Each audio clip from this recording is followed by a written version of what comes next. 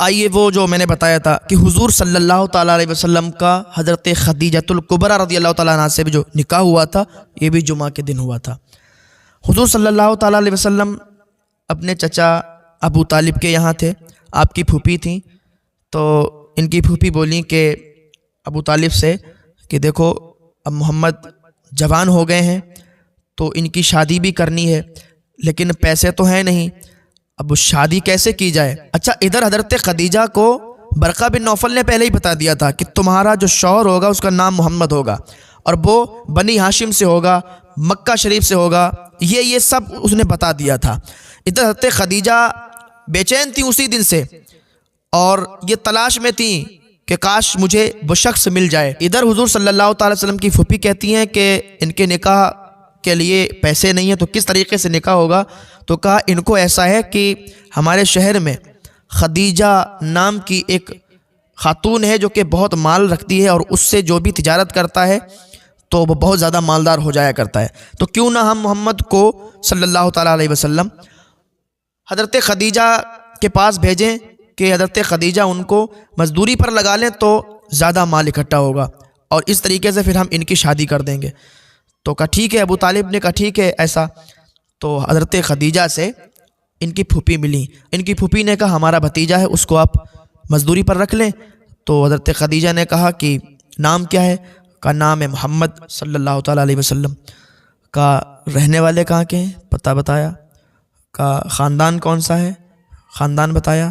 اب حضرت خدیجہ کہتی ہے میں سمجھ گئی یہ وہی شخص ہے جو برقہ بن نوفل نے مجھے بتایا تھا، لیکن کہتی ہیں چلو میں کچھ دن ان کو رکھتی ہوں مزدوری پر، اگر ایک دم ایسا کرتی ہوں تو صحیح نہیں ہے، ایک دم نکاح کرتی ہوں تو صحیح نہیں ہے، کچھ دن رکھتی ہوں مزدوری پر۔ اب حضور صلی اللہ تعالیٰ علیہ وسلم کو خدیجہ کے ہاں مزدوری پر رکھ دیا گیا۔ تو حضرت خدیجہ کا ایک قافلہ نکل رہا تھا، تو ایک غلام نے کہا کہ آپ اونٹوں کی رسی پکڑ کر اور لے چلیں قافلے کو۔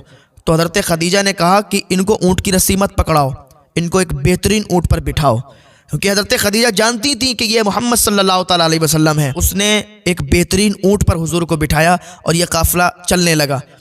تو حضرت خدیجہ نے بھی دیکھا کہ حضور کے سر پر بادل کا سایہ تھا، وہ بادل سایہ کیے ہوتا، حضور جدھر جاتے بادل بھی ادھر ہی جاتا تھا۔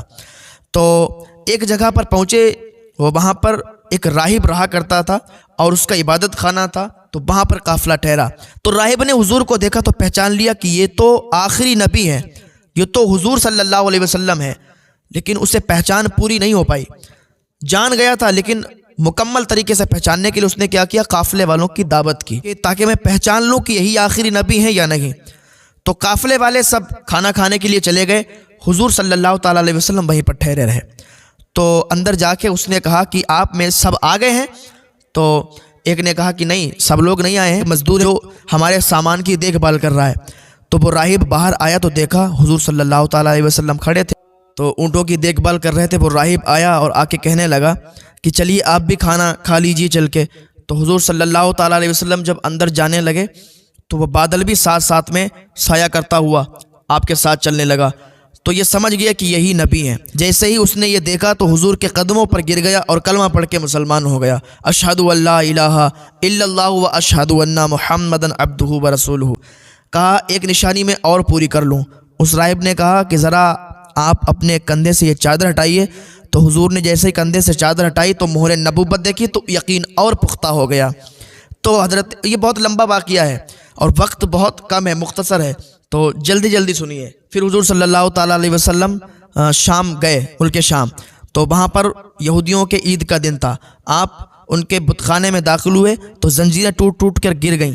تو جیسے ہی ان لوگوں نے دیکھا تو گھبرا گئے، تو اپنے اکابر لوگوں سے پوچھا، جانشکار لوگوں سے پوچھا، انہوں نے بتایا پورا معاملہ کہ وہ آخری نبی ہے اور وہ نبی جب اس بت خانے میں جائے گا، جب بھی کبھی آئے گا تو زنجیریں ٹوٹیں گی، ایسا ایسا ہوگا۔ حضور صلی اللہ تعالیٰ علیہ وسلم جب حضرت خدیجہ کے پاس گئے تو وہ کہنے لگیں کہ میں آپ کا نکاح ایک ایسی خاتون سے نہ کر دوں کہ جو مالدار بھی ہے، خوبصورت بھی ہے، لوگ اس سے نکاح کرنے کے لیے پیغام بھیجتے ہیں لیکن وہ کسی سے نکاح کرنا نہیں چاہتی، اگر آپ چاہیں تو کر لیں۔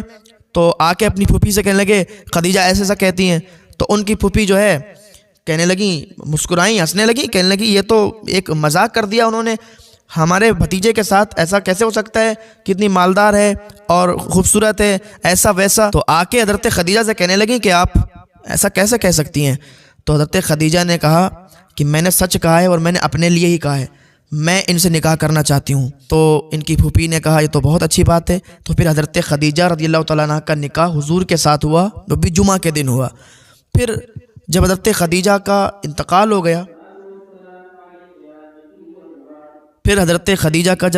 ہو گیا، حضور صلی اللہ تعالیٰ علیہ وسلم کا نکاح حضرت عائشہ صدیقہ رضی اللہ تعالیٰ عنہ کے ساتھ ہوا۔ ایک لمبی گفتگو ہے، مختصر سا سنیے۔